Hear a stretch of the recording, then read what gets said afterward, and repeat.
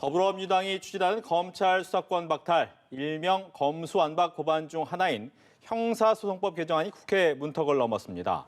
국민의힘 의원들은 청와대를 항의 방문하여 강력 반발하고 있습니다. 네, 국회 취재기자 연결해서 자세한 내용 들어보겠습니다. 구하림 기자. 네, 오전 열린 본회의에서 형사소송법 개정안이 통과됐습니다. 앞서 검찰청법 개정안이 통과된 데 이어서 민주당이 추진하고 있는 검수완박 법안이 164인의 찬성으로 국회 문턱을 넘긴 겁니다. 형사소송법 개정안은 검찰이 합리적인 근거 없이 별개의 사건을 수사할 수 없게 했는데요. 한마디로 검찰의 별건 수사 관행을 없앤 겁니다. 또 검찰의 보완 수사 가능 범위를 해당 사건과 동일성을 해치지 않는 범위로 제한한 내용도 담겼습니다. 표결에 앞서 국민의힘 의원들은 야유를 하고 또 의사진행 발언을 신청하며 저지에 나섰습니다.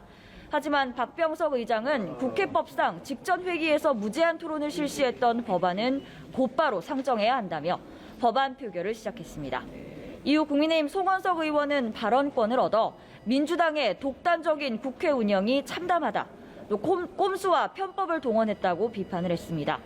국민의힘 의원들은 곧바로 청와대로 가서 피켓 시위를 벌이고 있습니다. 잠시 후 청와대 국무회의에서 이 법안이 최종 공포될 예정인데요. 이를 반대하며 항의 방문을 한 겁니다. 본회의에서는 한국형 FBI 등 후속 조치를 논의할 사법개혁 특위 안건도 통과됐는데요. 박병석 의장은 앞으로 사개특위에서 깊은 논의를 통해 검수완박의 부작용을 최소화하자고 당부하기도 했습니다. 네, 인사청문회 상황도 알아보겠습니다. 김인철 사회부총리 겸 교육부 장관 후보자가 사퇴 의사를 밝힌 상황에서 한덕수 국무총리 후보자 그리고 다른 장관 후보자들 청문회는 어떻게 진행되고 있습니까? 네, 우선 자녀의 장학금 특혜 의혹, 또 사회이사 겸직 의혹 등이 제기됐던 김인철 후보자는 오늘 아침에 사퇴 의사를 밝혔습니다. 민주당 박홍근 원내대표는 다른 후보자들도 버티기를 중단해야 한다고 압박했고, 또 정의당 이은주 원내대변인은 사퇴가 너무나 당연한 수순이었다고 논평을 냈습니다. 사실 국민의힘 내부에서도 김인철 후보자가 부적절하다는 기류가 없지 않았는데요.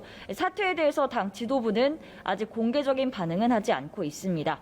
한덕수 총리 후보자, 또 정호영 보건복지부 장관 후보자, 이상민 행정안전부 장관 후보자, 이종호 과학기술정보통신부 장관 후보자 청문회는 예정대로 오전부터 진행되고 있습니다. 한덕수 후보자 청문회에서는 고액 연봉 의혹에 대한 질의가 계속됐습니다.